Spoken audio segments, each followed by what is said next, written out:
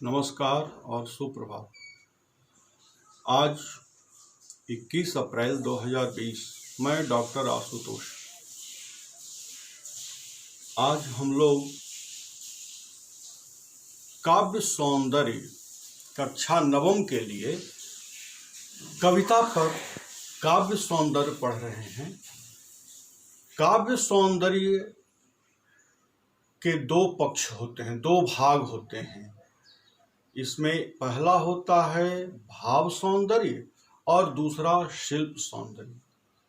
भाव सौंदर्य में काव्य रस आते हैं, क्योंकि रसों में केवल भावों की प्रधानता होती है, और शिल्प में अलंकार, छंद, भाषा शैली, उसकी बिंब योजना, चित्र भाषा शैली, इन चीजों का अध्ययन किया जाता है।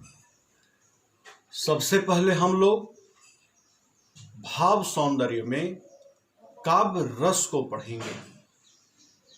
हिंदी साहित्य में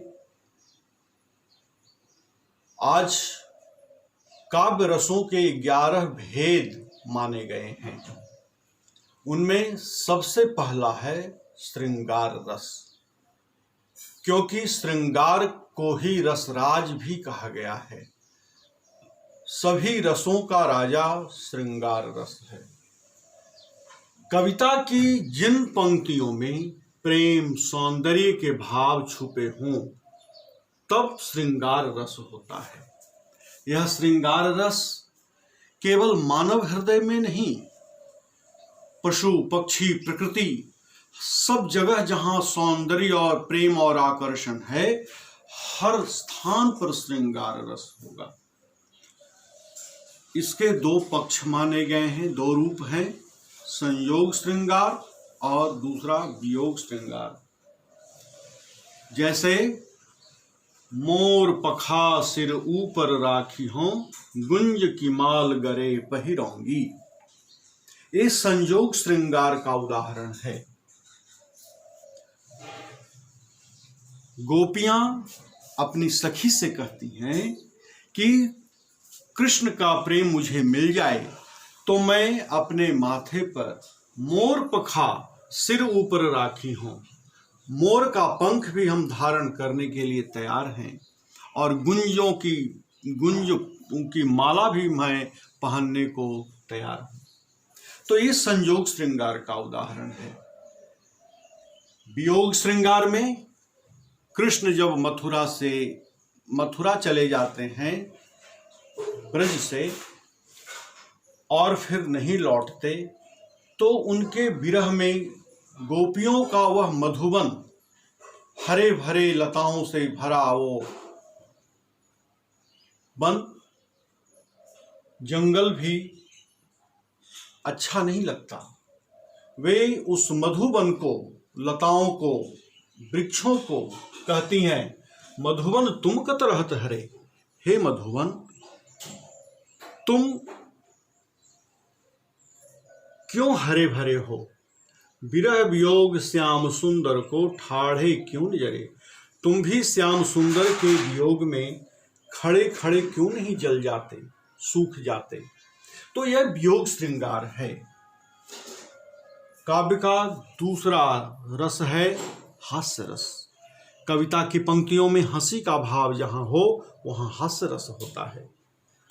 जैसे दामिनी दमक रही घन माही, जिमिली डर मति थिर नाही। कवि कह रहे हैं कि जैसे आकाश में बिजली चमकती है, वह स्थिर नहीं रहती। आज के नेताओं की बुद्धि भी स्थिर नहीं रहती है। तो यहाँ हास्य रस का यह उदाहरण है। करुण रस तीसरा है इसका। कविता की जिन पंक्तियों में दया, करुणा या सहानुभूति का भाव प्रकट होता है, वहां करुण रस होता है। जैसे वह आता दो टूक कलेजे के करता, पछताता पथ पर आता। तो इस तरह से यहाँ पे रौद्र रस, यहाँ पे करुण रस हुआ, क्योंकि एक भिक्षुक आ रहा है तो उसके प्रति हमारी करुणा, दया, सहानुभूति बन रही है। फिर आगे है रौद्र रस। कविता की जिन पंक्तियों में गुस्सा, क्रोध का भाव आए, वहां रौद्र रस होता है। जैसे महर्षि परशुराम लक्ष्मण की बातों से आहत होकर कहते हैं, हे रे नृप बालक काल बस, बोलत तेहि न संभार, धनु ही सम त्रिपुरारि धनु, विदित सकल संसार। रे राजा के पुत्र, तुम जिस धनुष की तुलना अपने छोटे छोटे धनुहिया से कर रहे हो, वास्तव में वह भगवान शिव का विख्यात धनुष था। भगवान शिव त्रिपुरारी का विख्यात धनुष था। तो यहाँ पे वो गुस्से में वो बातें कर रहे हैं, इसलिए यहाँ इन पंक्तियों में रौद्र रस का समावेश हुआ है। कविता का 5वां रस है वीर रस। कविता की पंक्तियों में जहाँ युद्ध करने का या उत्साह की भावना हो, वहाँ वीर रस होता है। घेर घेर घोर गगन धाराधर ओ, सूर्यकांत त्रिपाठी निराला उत्साह शीर्षक कविता में क्रांति के अग्रदूत उस बादल को संबोधित करते हुए कहते हैं, धाराधर, ओ धाराओं को धारण करने वाले बादल, तुम घोर गर्जना करके पूरे आकाश को ढक लो। इस प्रकार यहां वीर रस हुआ। ये कविता का 5वां रस है, वीर रस। अब आगे हम पढ़ेंगे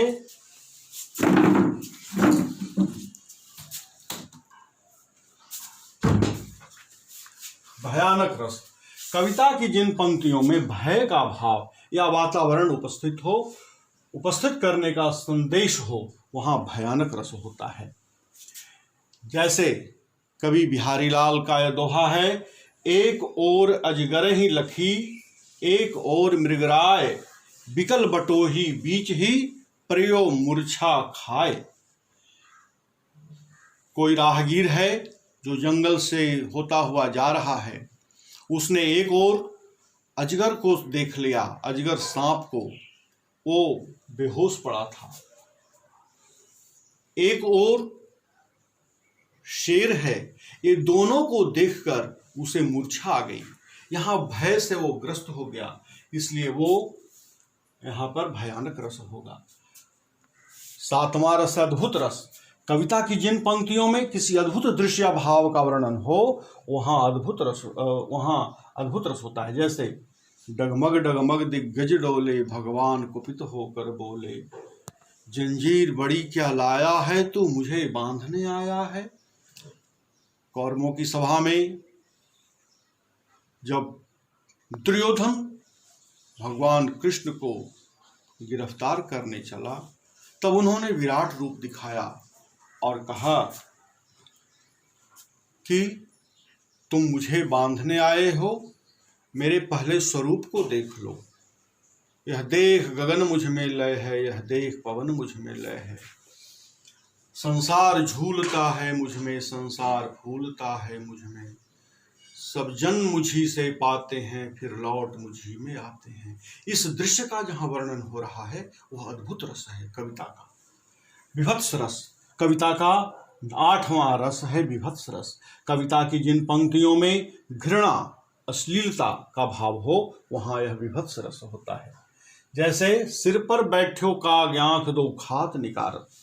भारतेंदु हरिश्चंद्र ने सत्य हरिश्चंद्र नाटक में इस पंक्ति का प्रयोग लिखा है। शवों के साथ सर पर बैठे हुए कौवे, गिद्ध उसकी आंखों को निकाल निकाल कर खा रहे हैं। यह बड़ा विभत्स वर्णन है, घृणास्पद है, इसलिए यहाँ वीर रस है। 9वां है भक्ति रस। कविता की जिन पंक्तियों में ईश्वर के प्रति प्रेम भाव प्रकट हो, वहां भक्ति रस होता है। जैसे हमारे हरिहारिल की लकड़ी, मन क्रम वचन नंद नंदन और दृढ़ कै पकड़ी।